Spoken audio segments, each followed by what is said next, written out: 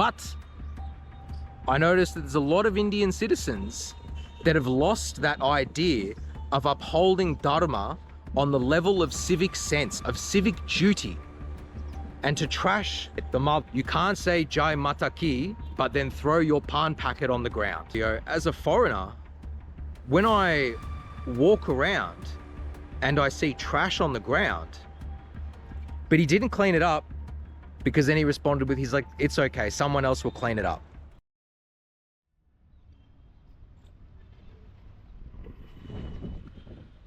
Good morning, good afternoon, and good evening to wherever you are on the planet.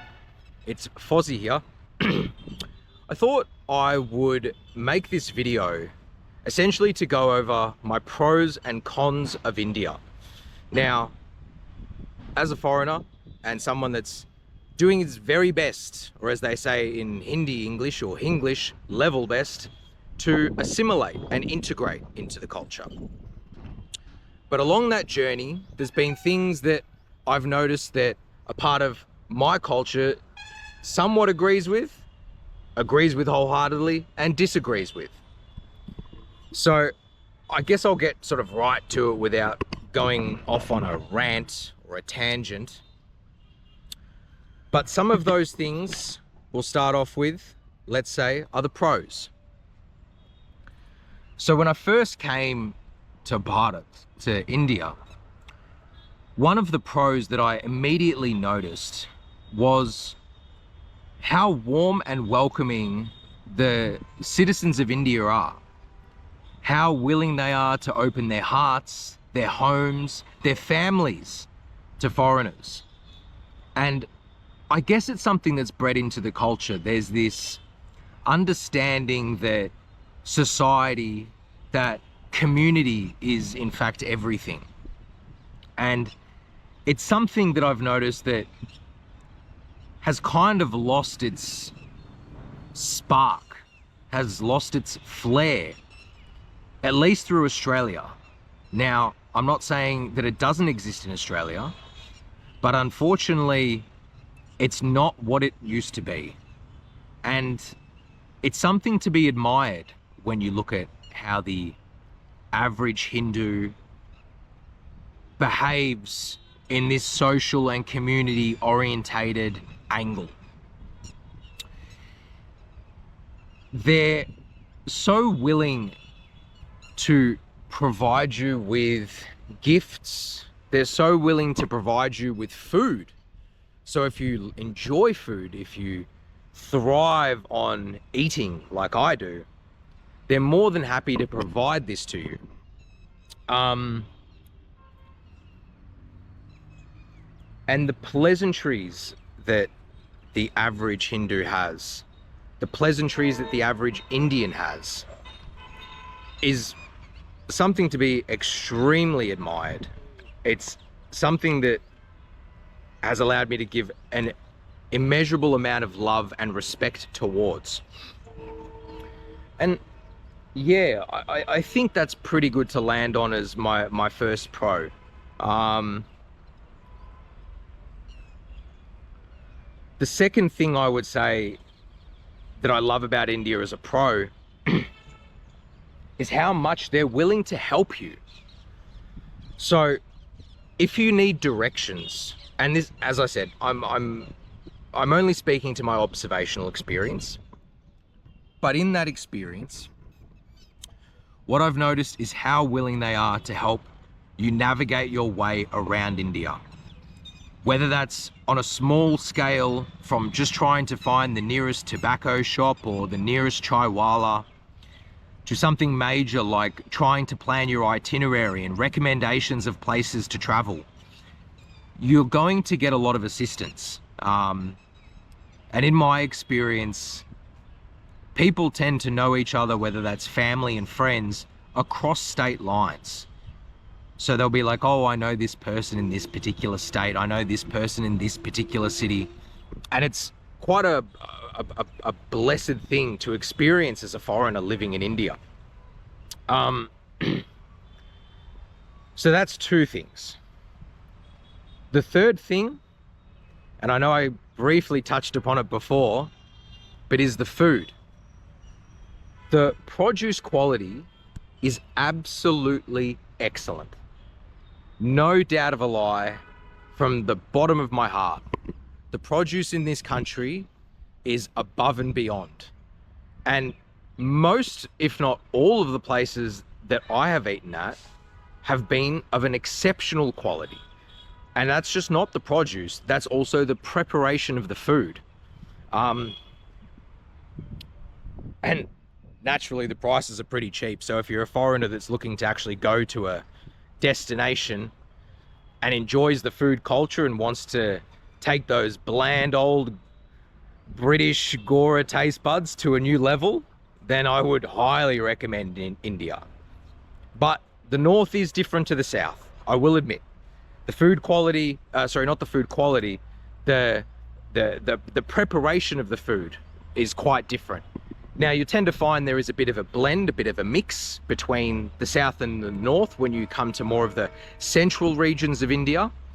But generally the north is more non-vegetarian orientated and the south is more vegetarian orientated. So I guess it's up to you, whatever your preference is.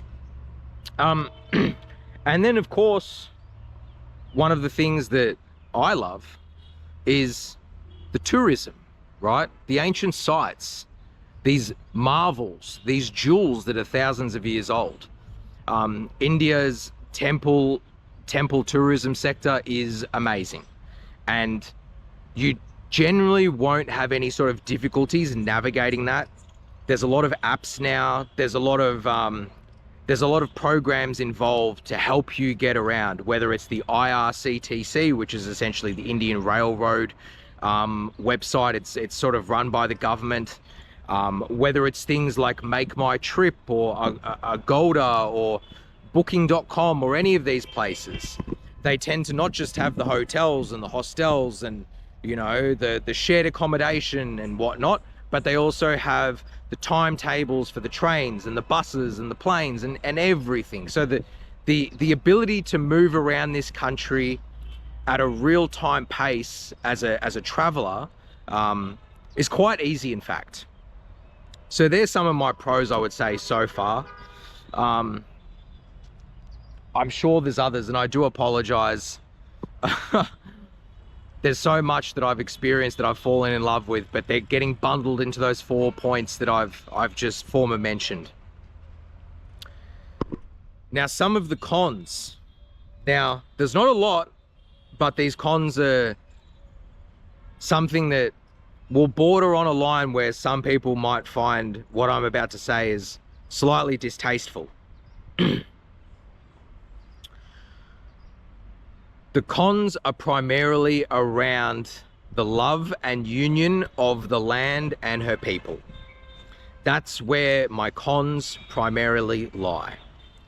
Now, if you watched my recent Madeira video, one of the things that I clarified or gave a point of note upon was at the end of my Madeira Sun Temple video.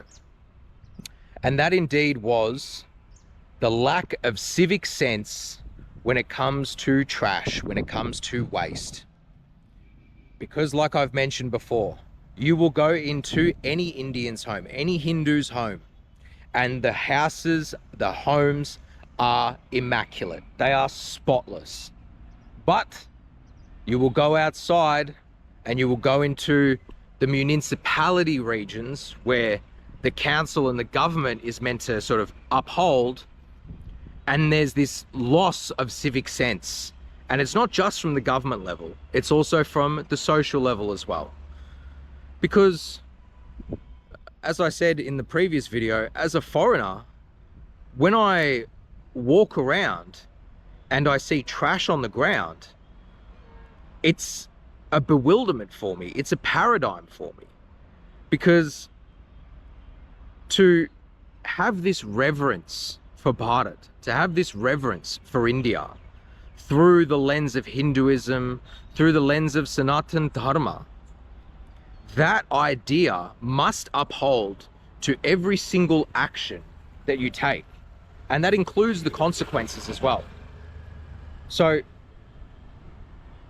this notion that, oh, I'm not going to worry about it. Someone else will worry about it, which I've experienced in conversation many times since being here. It's not a good attitude to have. In fact, I would even go as far to say that that attitude is what you would classify as post-colonial hangover. Now, I know that might sound harsh, but it's not intended to. As I said, I live in this country now.